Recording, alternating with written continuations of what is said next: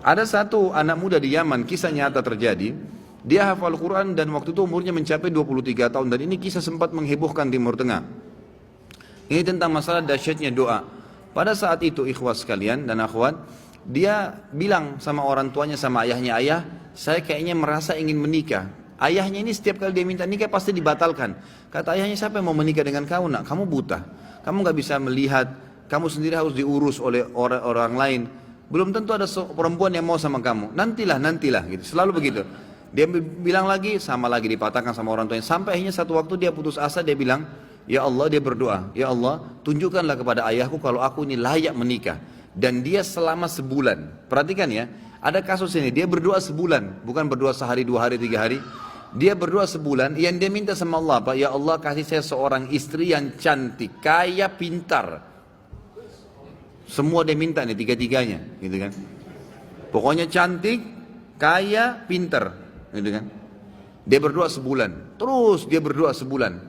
Dan ini umumnya nanti akan saya datangkan kisah lain. Ingatkan saya sebentar, ada kisah seorang dari salaful ummah juga dari tabi'in yang kaya raya, bangkrut jadi kaya gara-gara berdoa sebulan.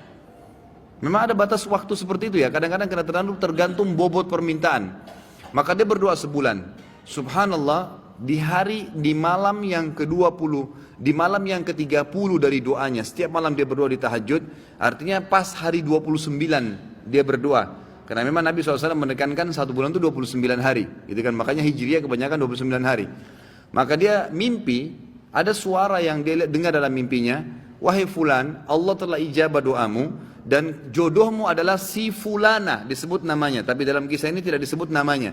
Ya, si fulana yang tinggal di kampung sebelah, nama ayahnya fulan, gitu kan? Dia bangun, besok dia ketemu sama ayahnya, dia bilang, ayah, di kampung sebelah ini ada namanya kampung ini enggak? Ini di Yaman terjadi ya. Ayahnya bilang ada. Kata si anaknya yang buta ini, ada enggak seorang di sana laki-laki bernama fulan, namanya ayah perempuan ini? Ayahnya bilang ada, dan itu tokoh masyarakat di sana. Baik, ada enggak anaknya perempuan bernama fulana?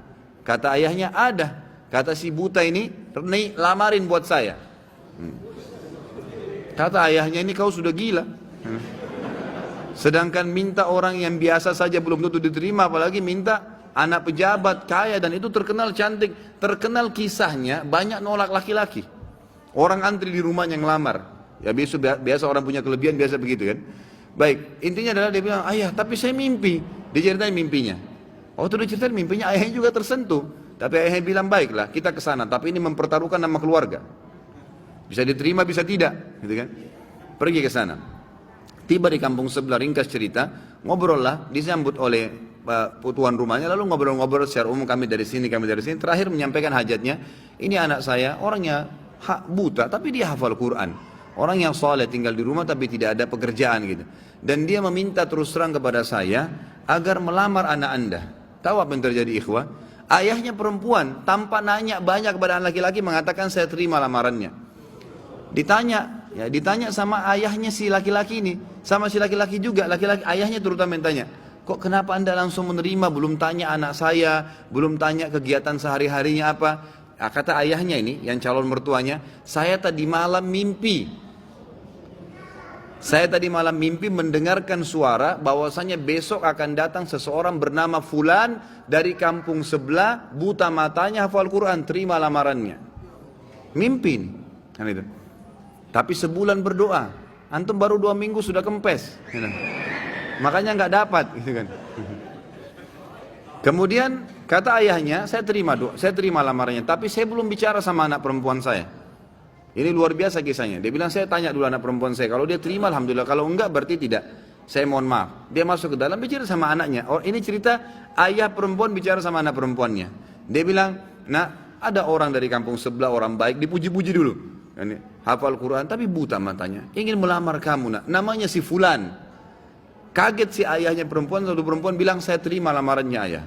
Selama ini nolak terus ini, orang datang bolak-balik, yang sudah gagah, yang sudah kaya, yang pintar, ditolak semua. Anak perempuan tidak mau. Langsung kata ayahnya, kok bisa, kau belum lihat dia nak, dia buta. Dia bilang, enggak ayah, tadi malam saya mimpi bahwasanya besok akan datang jodohmu laki-laki bernama fulan dari kampung sebelah, matanya buta tapi hafal Quran, terima lamarannya, dia akan membahagiakan kamu. Caranya Allah subhanahu wa ta'ala.